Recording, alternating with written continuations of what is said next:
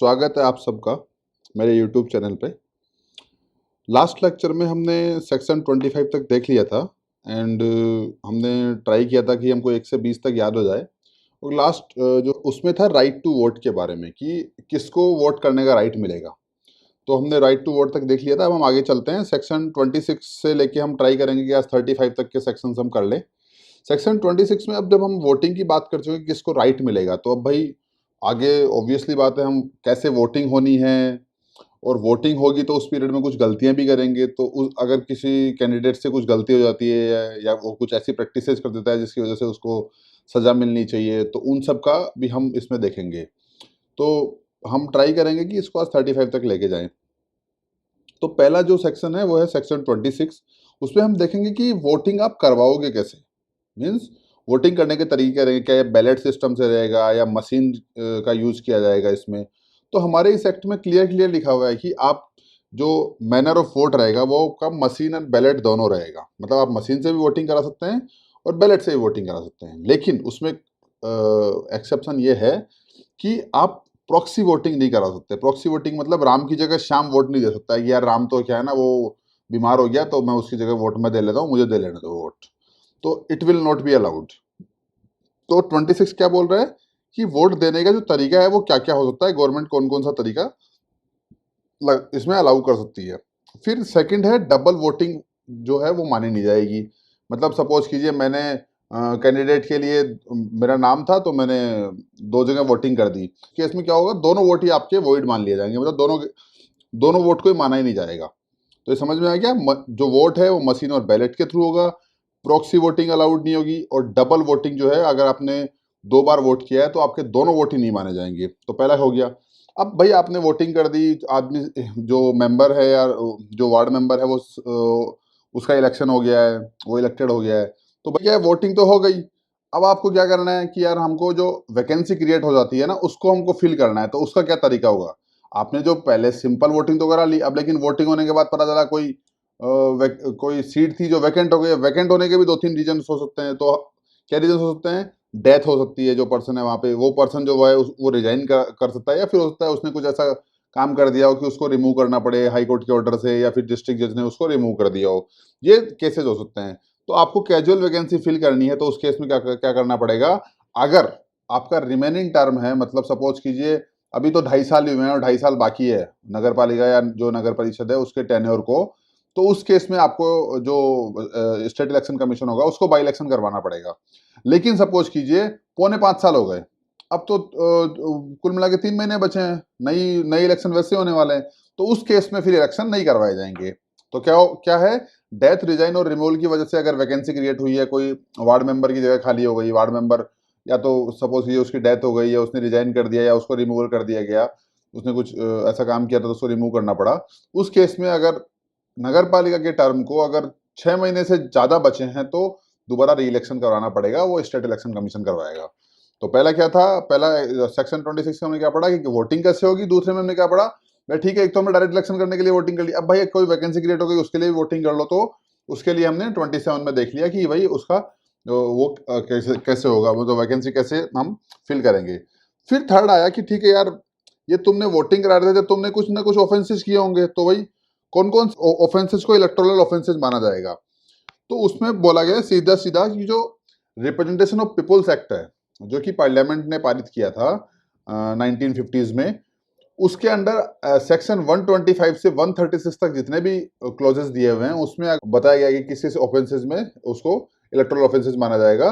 तो वही ऑफेंसेस को भी यहाँ भी इलेक्टोरल ऑफेंसेस माना जाएगा। दूसरा क्या लिखा हुआ है कि अगर कैंडिडेट ने फास्ट डिक्लेरेशन किया है, मतलब वो है ही नहीं और उसने जबरदस्ती बता दिया। दूसरा है कंसील्ड इन्फॉर्मेशन, मतलब उस वो कुछ है लेकिन वो उस इन्फॉर्मेशन को छुपा रहा है। सपोज कीजिए उसका नगर पालिका के साथ कोई रिलेशन था, हमने पढ़ा था पहले कि कौन एलिजिबल नहीं होगा। याद करो, देखिए 21 में पढ़ा था हमने, याद आया।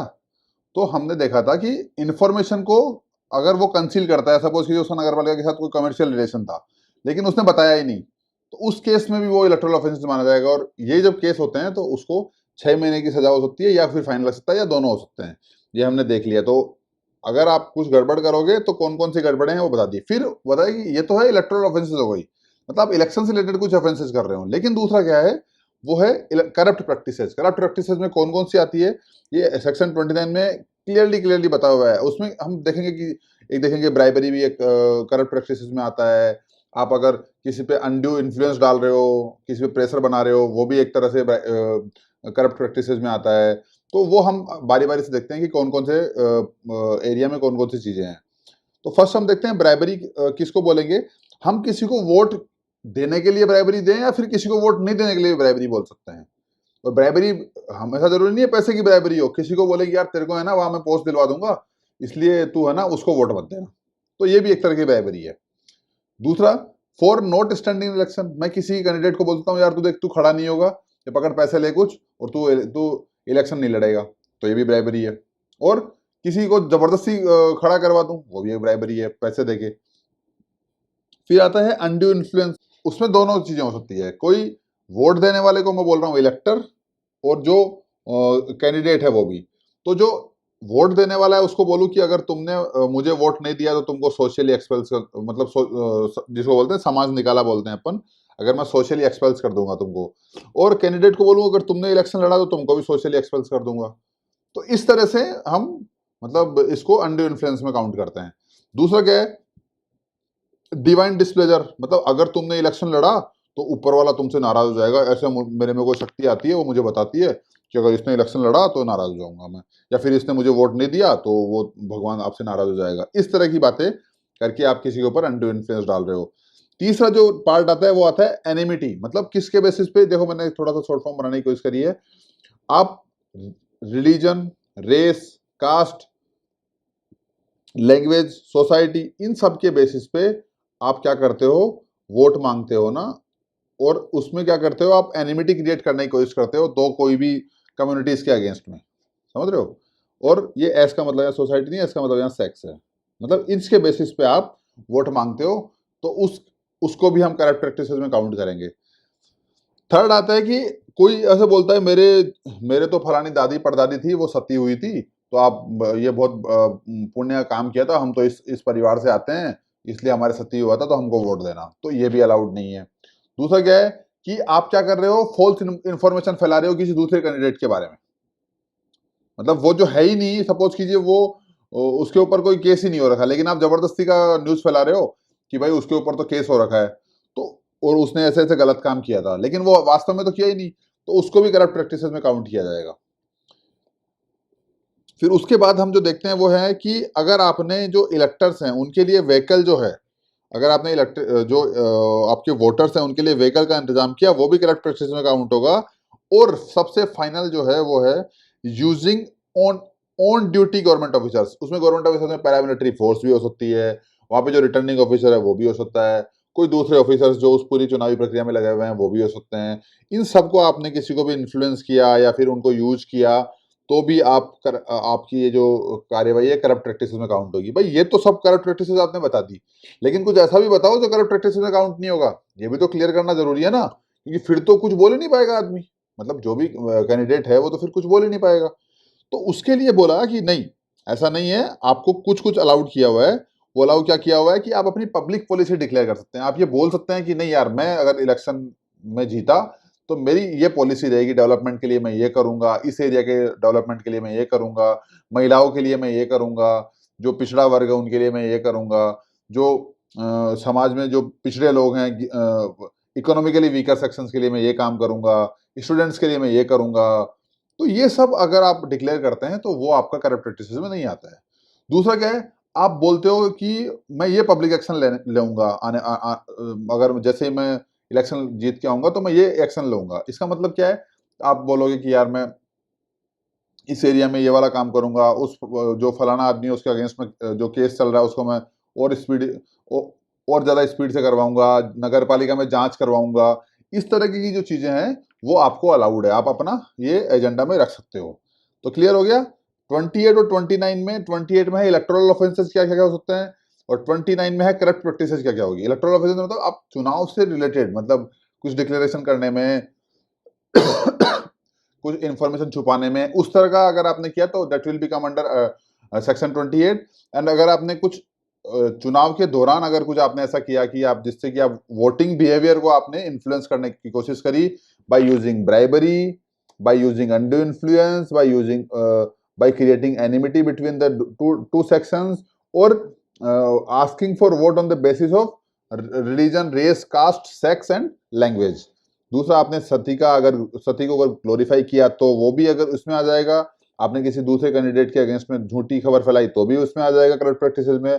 अगर आपने जो वोटर्स हैं उनके लिए वोटिंग करने के लिए भी अगर आपने व्हीकल का अरेंजमेंट किया तो वो भी करप्ट प्रैक्टिसेस में आ जाएगा। और ड्यूटी, जो ऑन ड्यूटी गवर्नमेंट ऑफिसर्स जो हैं, जो कि चुनावी प्रक्रिया में हैं, उनको अगर आपने यूज किया तो वो भी करप्ट प्रैक्टिसेस में आ जाएगा। लेकिन पब्लिक पॉलिसी डिक्लेयर करना या पब्लिक एक्शन के लिए प्रॉमिस करना, वो आपकी करप्ट प्रैक्टिसेस में नहीं आएगा।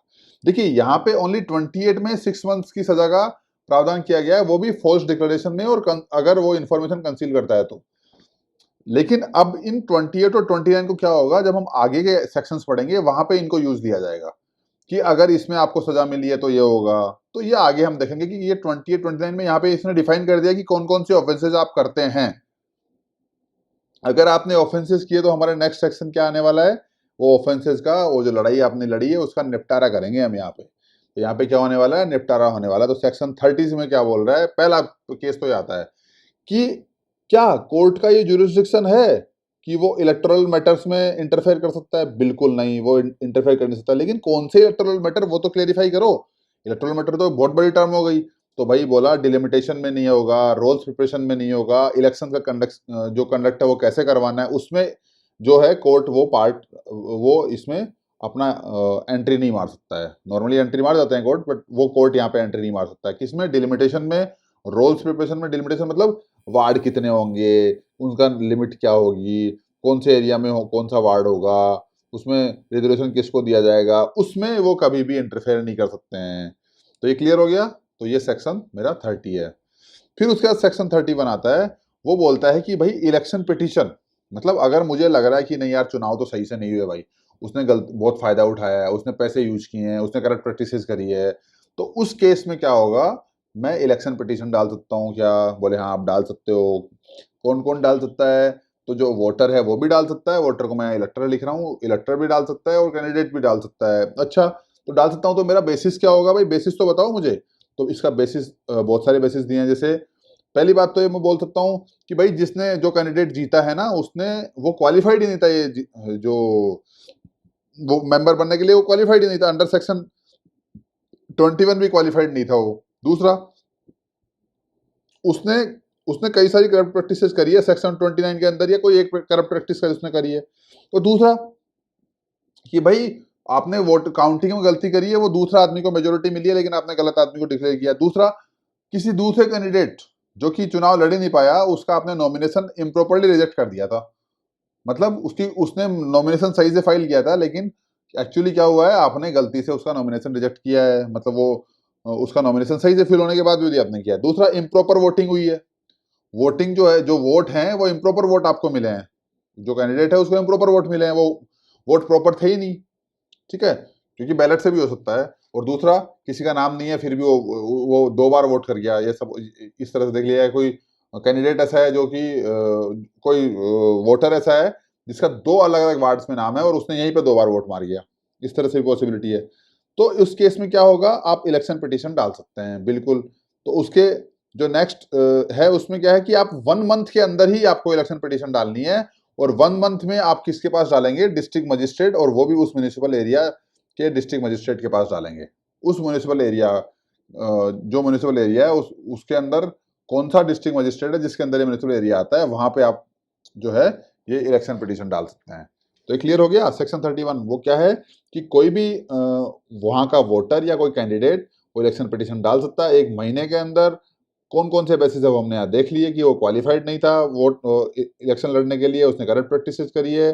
दूसरा, कोई और किसी और को मेजोरिटी मिली है और उसको वोट सही से नहीं मिले हैं।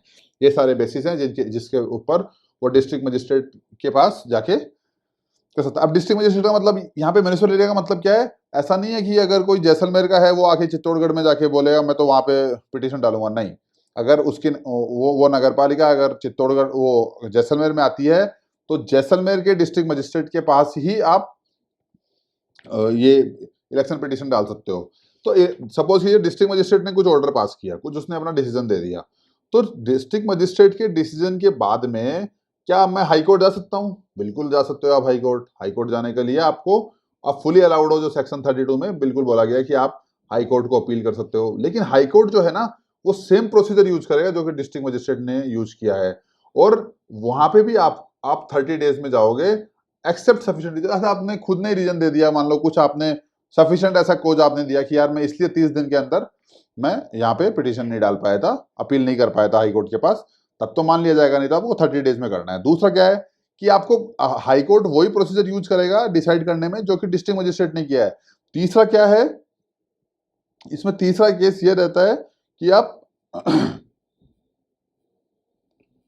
जो प्रोसीजर है वो उसको आप 3 मंथ में कंप्लीट करने की कोशिश कीजिए, और 3 मंथ्स के अंदर आपको डिसीजन देना है। या हाई कोर्ट ट्राई करे, उसके ऊपर कोई कंपल्सन नहीं है, लेकिन एक्ट में लिखा है कि high court should try to complete this process within 3 months. तो ये तो हमने डिसाइड देख लिया कि हाँ ठीक है, 28 में हमने बोला कि इलेक्टोरल ऑफेंसेज है, 29 में हमने बोला करप्ट प्रैक्टिसेज है। भाई करप्ट प्रैक्टिसेज है तो फिर उसको यार निपटाना पड़ेगा। तो बोले कोर्ट क्या निपटा सकता है क्या? बोले हाँ कोर्ट निपटा सकता है, लेकिन कुछ कुछ चीजों में कोर्ट नहीं एंटर कर सकता। तो कौन कौन सी? वो सेक्शन 30 में डिफाइन कर दिया कि भाई जुरिस्डिक्शन ऑफ कोर्ट नहीं है कुछ कुछ कुछ इलेक्टोरल मैटर्स में। वो कौन कौन से हैं? Delimitation, rolls, conduct of election. अच्छा वो नहीं है तो फिर कहाँ पे कोर्ट का है? वो बोले सेक्शन 31 में आ जाओ। सेक्शन 31 में क्या बोल रहे हैं? बोले इलेक्शन पिटीशन जो है वो फाइल कर सकता है कोई भी कैंडिडेट, कोई भी वोटर, और उसके बाद वो 1 महीने के अंदर अगर डिस्ट्रिक्ट मजिस्ट्रेट के पास जाता है, उस म्युनिसिपल एरिया के डिस्ट्रिक्ट मजिस्ट्रेट के पास जाता है, और कुछ कुछ बेसिस उसने दिए, उस बेसिस पे जाता है, तो डिस्ट्रिक्ट मजिस्ट्रेट उस पर अपना ऑर्डर दे सकता है। उस ऑर्डर पे आप अपील कर सकते हो हाई कोर्ट में। हाई कोर्ट में 30 डेज के अंदर अपील करना है, सेम प्रोसीजर फॉलो करना पड़ेगा जो कि डिस्ट्रिक्ट मजिस्ट्रेट ने किया था, और उसको 3 महीने में कंप्लीट करने की वो ट्राई करेगा हाई कोर्ट। बिल्कुल क्लियर हो गया? 26 से 32 तक बिल्कुल बिल्कुल बिल्कुल क्लियर है। 26 में हमने क्या देखा? मैनर ऑफ इलेक्शंस देख लिया। 27 में हमने क्या देखा? भाई जो सारी सीटों पे तो हमने देख लिया, लेकिन अगर कोई वैकेंसी क्रिएट हो गई तो वो हमने 27 में देख लिया। 28 में हमने क्या देखा? इलेक्टोरल ऑफेंसेस देख लिए। 29 में हमने क्या देखा? करप्ट प्रैक्टिसेस देख लिए। और 30 एंड 31, 32 तो हमने यहाँ पे देख लिए। अब इसके बाद कहानी थोड़ी सी आगे बढ़ती है और हम आते हैं 33 में। तो 33 क्या बोलता है कि अगर सपोज कीजिए हाई कोर्ट ने या जो डिस्ट्रिक्ट मजिस्ट्रेट है उन दोनों ने ये डिसाइड कर दिया कि सारे के सारे कैंडिडेट हैं वो कोई भी क्वालिफाइड नहीं है, मतलब कोई भी जो है वो सही प्रक्रिया के थ्रू उनका इलेक्शन नहीं हुआ है, तो सारे के सारे क्या हुआ? उनका कैंडिडेचर को हमने असाइड कर दिया हाई कोर्ट ने या फिर डिस्ट्रिक्ट मजिस्ट्रेट ने। तो क्या होगा? स्टेट गवर्नमेंट है वो डिसॉल्व कर देगी। ये सेक्शन 322 आप अपने दिमाग में रख के चलना। इसको जब सेक्शन 322 आएगा, 322 आएगा तब हम इसको देखेंगे क्या है ये। अभी मैं बताना नहीं चाह रहा, खुद चला के नहीं बता रहा हूँ इसको मैं। तो election of all candidate set aside, then state government will dissolve the municipality. तो इसका मतलब क्या है कि अगर हाई कोर्ट ने या डिस्ट्रिक्ट मजिस्ट्रेट ने अगर ऐसा किया तो उस केस में स्टेट गवर्नमेंट को डिसॉल्व करना पड़ेगा। ये तो एक बात हो गई सेक्शन 33 वाला। लेकिन सपोज सपोज कीजिए हमको ये डिसाइड करना हो कि भाई डिस्ट्रिक्ट मजिस्ट्रेट ने एक ऑर्डर दिया और हाई कोर्ट ने एक ऑर्डर दिया, तो क्या जो ऑर्डर है वो फाइनल होगा? तो इसमें क्लियर क्लियर ये बोला हुआ है कि सेक्शन 34 में कि हाई कोर्ट का ऑर्डर ही फाइनल होगा, हाई कोर्ट का डिसीजन, लेकिन डिस्ट्रिक्ट जज का भी ऑर्डर जो ऑर्डर है वो भी मान्य होगा जब तक कि वो हाई कोर्ट के ऑर्डर के साथ कन्फर्मिटी में है। क्लियर हुआ?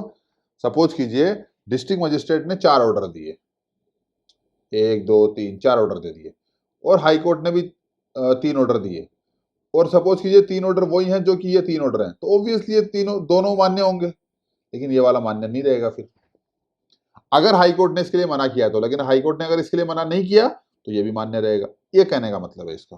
ठीक है, तो अब हमने लड़ाई का निपटारा कर लिया। तो भाई निपटारा तो हो गया, अब थोड़ा सा हम आगे चलते हैं सेक्शन 35 में। सेक्शन 35 बोलता है कि भाई लड़ाई का निपटारा तो आपने कर लिया, तो फिर बताओ अब कौन कौन डिस्क्वालीफाइड होंगे मेंबरशिप के लिए और कौन कौन नहीं होंगे। तो भाई उसके लिए भी हमने बोला भाई हमने सेक्शन 28 और सेक्शन 29 जो हम पहले पढ़ चुके हैं उसके अंदर अगर आप गलत साबित हुए हो तो आपको 6 साल की सजा होगी। मैंने बोला था सेक्शन 28 है इलेक्टोरल ऑफेंसेज का और सेक्शन 29 है करप्ट प्रैक्टिसेज का। तो वो जो एक्ट हैं वहां पे हमने डिफाइन कर दिया कि करप्ट प्रैक्टिसेज क्या हैं और इलेक्टोरल ऑफेंसेज क्या हैं, और उनको वहां पे डिफाइन करने के बाद हमने यहाँ पे आके बोला कि आप डिस्क्वालीफाई हो जाओगे 6 साल के लिए, 6 साल तक आप इलेक्शन नहीं लड़ पाओगे। ये हमने यहाँ पे फाइनल बोल दिया है। क्लियर हुआ ये कहानी की कहां कैसे 28 29 जो है वो सेक्शन 35 के साथ लिंक हो रहा है। बिना लिंक के अगर हम पढ़ने जाएंगे तो ये पूरा एक्ट जो है ना खिचड़ी बन जाएगा। हमको इसको खिचड़ी बनने से रोकना है, स्टोरी की तरह इसको दिमाग में रख के चलना है और इस तरह से चीजों को कनेक्ट करना है। जैसे मैंने यहाँ पे कनेक्ट करने की कोशिश करी कि सेक्शन 28 29 में अगर आपने यहाँ पे आप प्रूव हो जाते हो, यहाँ पे करप्ट प्रैक्टिसेस प्रूव हो जाती है आपकी, तो उस केस में आपको 6 साल की सजा मिलने वाली है। लेकिन जो स्टेट इलेक्शन कमीशन है वो इस जो सजा मिली है 6 साल की, उसको या तो पूरी तरह हटा भी सकता है और रिड्यूस भी कर सकता है। तो क्या वो सेक्शन 28 और 29 की दोनों की सजा कम कर देगा? क्या वो किसी आदमी ने किसी को अगर कोई कैंडिडेट है उसने दो ग्रुप के बीच में एनिमिटी क्रिएट करी है तो उसको उसकी भी सजा माफ कर देगा? और क्या उसने सती का अगर ग्लोरिफिकेशन किया है उसकी भी सजा माफ हो जाएगी? नहीं, ऐसा नहीं होगा। ओनली सेक्शन 28 वाले हैं उन्हीं पे विचार कर सकता है। तो हमारा सेक्शन 36 ये बोलता है कि ओनली सेक्शन 28 के अंदर जो ऑफेंसेज हैं, इलेक्टोरल ऑफेंसेज हैं, उनके लिए स्टेट इलेक्शन कमीशन है वो ये 6 साल की सजा को या तो पूरी तरह हटा सकता है या रिड्यूस कर सकता है। सेक्शन 29 में जो सजा मिल गई वो तो 6 साल के लिए रहनी है, उसको आप ना तो रिमूव कर सकते हैं ना रिड्यूस कर सकते हैं। तो ये हमने सेक्शन 36 देख लिया। अब बोले यार हम ओथ लेना तो भूल ही गए थे। आपने डिस्क्वालीफाई तो कर दिया भाई, जो जिन्होंने इलेक्शन लड़ा है, जो जीते हैं, जो इलेक्शन कहां से जीत के आए हैं, 26 में मैनर ऑफ इलेक्शन हमने देख लिया था। तो भाई वहां से 26 27 में जो हमने मैनर ऑफ इलेक्शन देखा, बीच के 10 आर्टिकल तो खा गए। तो ठीक है, इनको याद आया 37 में जाके कि नहीं यार ओथ भी दिलवा देते हैं इनको। तो बोला कि भाई 1 महीने के अंदर ओथ ले लेना, जैसे ही फर्स्ट मीटिंग हो 1 महीने के अंदर अंदर वो आप ओथ ले लेना, जैसे फर्स्ट मीटिंग हो। और जिनको नॉमिनेट किया है, जिस दिन नॉमिनेशन ऑर्डर निकले उसके 1 महीने के अंदर अंदर आप ओथ ले लेना। तो ओथ की प्रक्रिया क्या है? ओथ की प्रक्रिया है कि every member from the date of 1 month from first meeting, meeting के फर्स्ट मंथ, जो फर्स्ट मंथ आएगा उसके अंदर आपको यहाँ पे ओथ ले लेना है। दूसरा क्या है कि अगर कोई बाई इलेक्शन से जीत के आया है, कोई नॉमिनेटेड होके आया है, तो उस इलेक्शन की डेट से और नॉमिनेशन की जो डेट है उससे 1 महीने के अंदर अंदर आपको ओथ लेनी है। नहीं लोगे तो ऑब्वियसली डिस्क्वालीफाई हो जाओगे। लेकिन इसमें का आपको एक्सेप्शन दिया हुआ है कि अगर कोई जेल में है, कोई अंदर ट्रायल चल रहा है, कोई डिटेन्ड है, कोई पॉलिटिकल प्रिजनर है, उस केस में आपको टाइम आपको एक्सेप्शन में मिल जाएगा। तो यह हमारा सेक्शन 37 हो गया। आपने ओथ ले ली, बोले अब सारे काम तो कर लिए, अब सपोज करो किसी को अच्छा नहीं लग रहा है, यार मुझे तो मजा नहीं आ रहा ओथ लेने के बाद, बोले यार कुछ काम दाम तो है नहीं और मेरे हाथ में कोई पावर भी नहीं है, मैं तो बहुत कुछ सोच समझ के आ गया था कि यहाँ पे मुझे ये पावर मिलेगी वो पावर मिलेगी। अभी होता है ना, हम भी किसी जॉब में चले जाते हैं, बोले अब मेरे को वहां पे वो पावर, लेकिन जब हम वास्तव में जॉब में एंट्री करते हैं तब पता चलता है कुछ पावर ही नहीं है हाथ में, चारों तरफ से तो बंधा हुआ हूँ, वहां से पॉलिटिकल प्रेशर, वहां से नीचे मेरे जो बॉस है उसका प्रेशर, नीचे से जो मेरे सबॉर्डिनेट्स है वो अलग ही अपनी डिमांड करते रहते हैं। तो फिर उसको समझ में आता है छोड़ रहे, इससे बढ़िया तो रिजाइन ही करते। तो सेक्शन 38 में भी इनको भी रिजाइन करने का एक वो तरीका दिया हुआ है कि भाई आप भी रिजाइन कर सकते हो। अच्छा, बोले रिजाइन कर सकता हूँ, बोले कैसे? बोले आप क्या करो, एक एग्जीक्यूटिव मजिस्ट्रेट से एक नोटिस लिखवा लो, उसको अटेस्टेड करवा लो, नोटिस लिखो उसको एग्जीक्यूटिव मजिस्ट्रेट से आप अटेस्ट करवा लो और अटेस्ट करवा के दे दो, आगे पढ़ देंगे कि कौन किसको देखे रिजाइन हो सकता है। तो आप क्या करो, एग्जीक्यूटिव मजिस्ट्रेट जो है सारे मेंबर क्या करें, एग्जीक्यूटिव मजिस्ट्रेट को से नोटिस करवा के और दे दो, और उसके 15 दिन के अंदर आपका रेजिग्नेशन एक्सेप्ट हो जाएगा। ठीक है, ये क्लियर हो गया। लेकिन अगर रिजाइन करने के अलावा फिर क्या होते हैं, कुछ लोग हैं जिनको मजा आता है, जो करप्शन में लग जाते हैं, कुछ और कुछ करने में लग जाते हैं, तो भाई उनका रिमूवल कैसे करें, उन मेंबर्स को हम रिमूव कैसे करें? भाई उन मेंबर्स का रिमूवल कैसे हो सकता है, वो भी तो देखना पड़ेगा ना हमको। जो मेंबर्स अंदर आ गए वो कुछ उल्टे सीधे काम करने चालू कर दिए, तो उनका भी तो, उनके बारे में तो सोचना पड़ेगा ना। देखो हमने सेक्शन 28 29 में क्या पढ़ रहे हैं, ये वोटिंग के प्रोसीजर के दौरान कोई गलत काम करता है उसके लिए ध्यान रखिएगा। तो अब आगे हम पढ़ने वाले हैं कि भाई रिमूवल ऑफ मेंबर्स जो अंदर आके इलेक्ट होके आ गए, उनके लिए भी तो कुछ प्रोसीजर होना चाहिए, वो गलत काम नहीं कर पाए। तो उसके लिए बोला गया कि आप जो स्टेट गवर्नमेंट है वो एक स्टेट लेवल ऑफिसर के थ्रू इंक्वायरी करवाएगी और वो इंक्वायरी करा के फिर वो डिसाइड करेगी क्या एक्शन लेना है।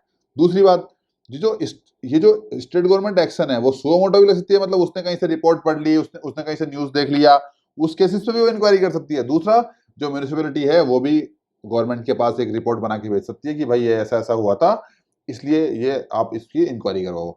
दूसरा, इस इंक्वायरी के दौरान उस पर्सन को सस्पेंड भी कर सकती है, वो मतलब उसकी जो म्यूनिसिपैलिटी है उसकी कार्यवाही में भाग नहीं ले सकता है। ये सस्पेंड करने का मतलब है यहाँ पे। अगर सस्पेंड नहीं करती है तो इंक्वायरी के दौरान वो जो आपकी मीटिंग्स होगी उनमें वो पार्टिसिपेट करता रहेगा। ये ध्यान रखने की बात है। अच्छा, तो भाई कौन कौन से बेसिस पे आप उसको रिमूव कर सकते हो?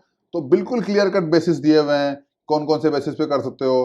पहला तो है, आप अगर विदाउट लीव, बिना कोई लीव के मांगे आप अगर एब्सेंस रहते हैं 3 मीटिंग से ज्यादा में, 3 जनरल मीटिंग हुई, उसके उसके चौथी अगर जनरल मीटिंग में भी आप अगर एब्सेंट रहे तो उस केस में आप जो है आपका रिमूवल होगा फिर।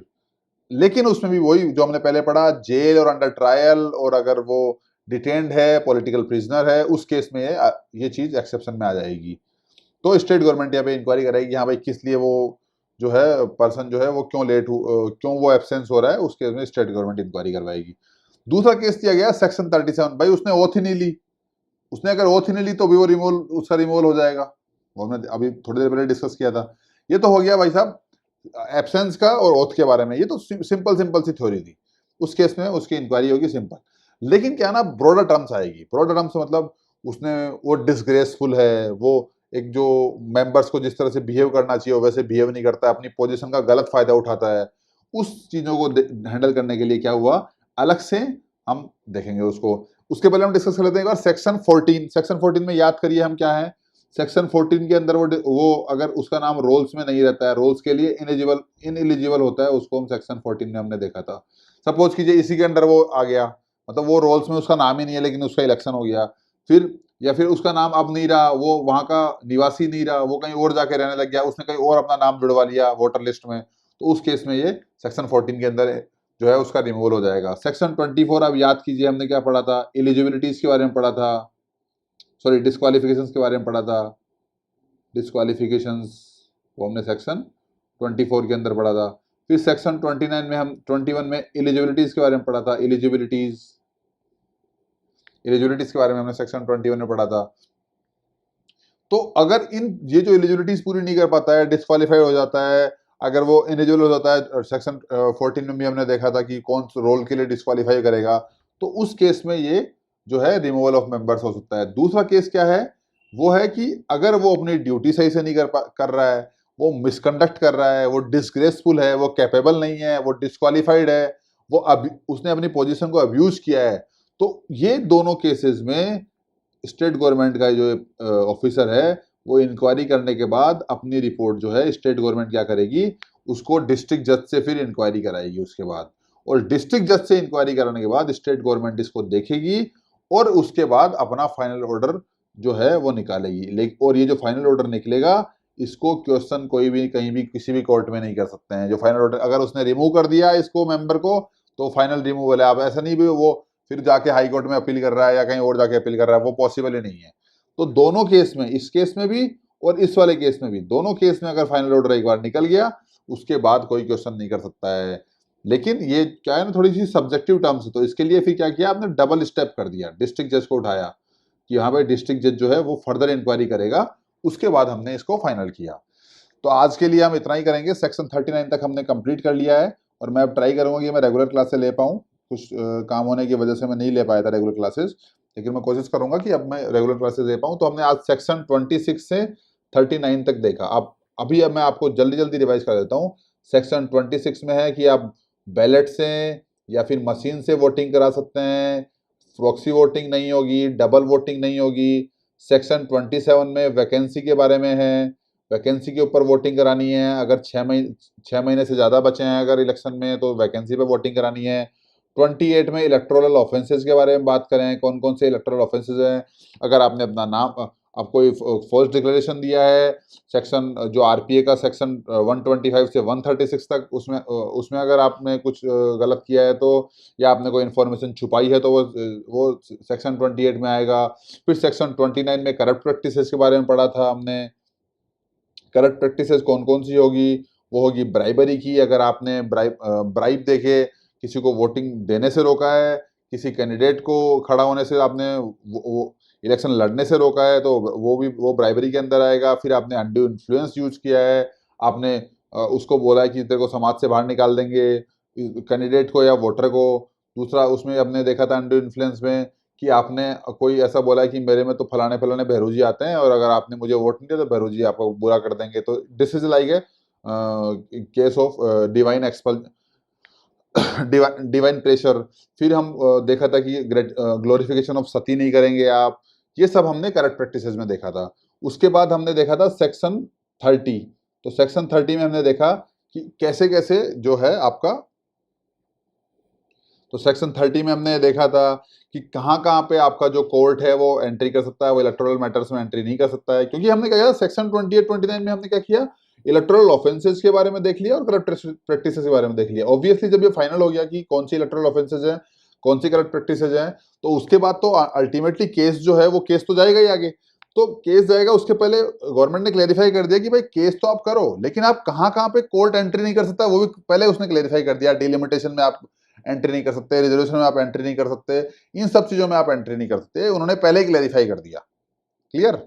उसके बाद हम गए सेक्शन 31 में, जहां पे बोला कि टैरिफ आप जो इलेक्शन पिटीशन है वो कौन डाल सकता है। हमने सेक्शन 31 देखा कि इलेक्शन जो जो इलेक्शन के रिगार्डिंग जो पिटीशन है वो कौन डाल सकता है, वो उस वहां का वोटर या कैंडिडेट दोनों डाल सकते हैं। उसमें बेसिस भी हमने दिया, डिस्क्वालिफिकेशन के अंदर डाल सकता है क्या, वो सब हमने बेसिस देख लिए थे। उसके बाद फिर सेक्शन 32 में बोला कि हाँ वो अपील भी कर सकता है हाई कोर्ट के पास। सेक्शन 33 में हमने देखा कि भाई हाँ सेक्शन 32 और 33 में अगर ऑर्डर जो निकला है और उसमें अगर ऐसा हो गया कि पूरी की पूरी नगर पालिका को अयोग्य घोषित कर दिया गया है, तो उस केस में स्टेट गवर्नमेंट जो है वो कंप्लीट नगर पालिका को डिसॉल्व कर देगी। ये सेक्शन 33 में हमने देख लिया। सेक्शन 34 में हमने देखा कि फाइनल ऑर्डर जो है वो हाई कोर्ट का चलना है फाइनल ऑर्डर, और जो आपका डिस्ट्रिक्ट जज का ऑर्डर जो कन्फर्मिटी के साथ है हाई कोर्ट के ऑर्डर के साथ, वो फिर फाइनल होना है। ये हमने 34 में देख लिया। 35 में हमने डिस्क्वालिफिकेशन ऑफ मेंबरशिप के बारे में देख लिया।